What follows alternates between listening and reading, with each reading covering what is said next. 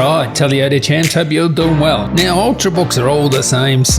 Yeah, there's a little bit of differences between them all, but generally anything with an Intel 11th generation 1165 G7 and Intel Xe graphics Ultrabook, I'm going to use that famous Thai expression, same but different. But this one actually is different, and you're going to hear something from me that's probably blasphemous, and also you're going to see me do something with this laptop that, well, you've never seen me do before, and I didn't think I'll be doing, but stay tuned for that. So this is Lenovo's Yoga Slim 7i Carbon 13. Whoa, that is a bit of a mouthful, but if you haven't heard of this laptop, well, I don't blame you because I haven't heard much about it, but believe me, this should be on your list if you want an Ultrabook. First, I'll get the blasphemy out the way. I reckon this is better than the X1 Carbon. Yes, we know that's Lenovo's signature laptop, but I think this laptop is better in every way except for maybe the keyboard. The keyboard's not as good as the ThinkPad, and the ThinkPads do have, higher end sort of display options. But in all other aspects, I think this is superior to the X1 Carbon. Here's why. The design is up my alley. It's white, it's beautiful, and it's going to be personal preference whether you like the ThinkPad black or this white. Now, not only does it look good, this thing is super durable. It's made out of carbon fiber, okay? And you're not going to believe how light this is.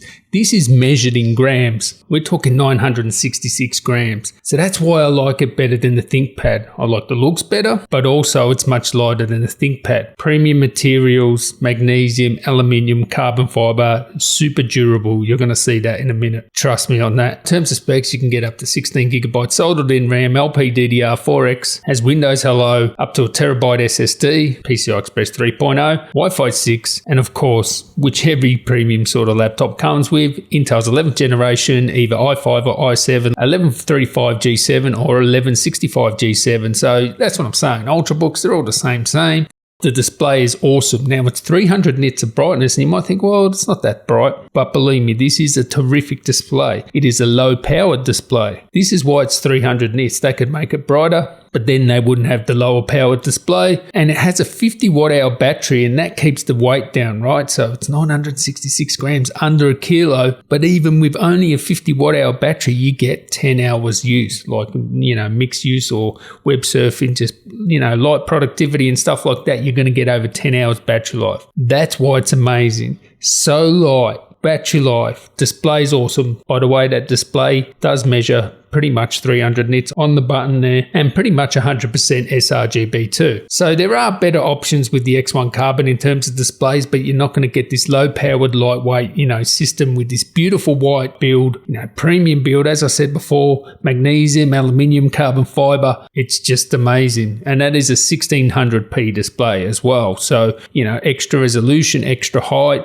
It's a QHD sort of display. It is awesome, and it's supposed to be Dolby Vision as well. And the performance of that CPU is really good. We're going to hold up to 25 watts. Now, a lot of, Ultrabooks will go down to 15 watts. This can hold 25 watts in its performance mode. And yeah, all right, the temperatures are in the 90s and you do hear the fan there, but that's 25 watts sustained. That's really good in an Ultrabook. And if you don't want to put it in its performance mode, you're not going to hear the fans. It'll go down to that, 15 watt base, but you'll never hear it. It'll never get hot. It's up to you. You want the performance and the fan noise, or, you want the 15 watts and just, quietness and the 15 watts. It's good that you have the choice, right? It also has all the ports you want. 2 Thunderbolt 4s, 1 USB Type-C 3.2 Gen 2, and you can charge either side, so that's really good. Combination audio jack. That's all you can ask for on an Ultrabook, and of course, having Thunderbolt 4 means eGPU. You can game on this. You can use it as a workstation. What you can do with Thunderbolt 4 is just amazing. So everything's there. Build quality, performance, battery life, good screen, super light, beautiful. It nails everything. But have a look at this. They're claiming you can drop this thing from 1 meter or something like that, and it's been tested, military tough and all this sort of thing. Well, you're not going to take their word for it, are you?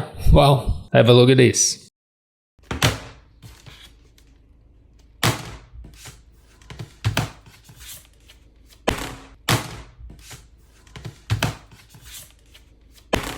I have absolute confidence this thing is very durable. It's very light. You'll be able to throw it around. It pretty much nails everything, and it's probably one of my favorite Ultrabooks, pretty much up there and first on my list if I wanted to get an Ultrabook. Maybe the XPS 13, I like those as well, but they're not as light as this, and I do like the ThinkPads, but I like this better than the ThinkPad. It's the weight. It's so light, 2-finger job. It's just, wow, it's just amazing. So yeah, check this one out if you haven't heard of it, because I haven't heard of it before I, got this in for review. And yeah, catch you in the next one, guys. Tally ho.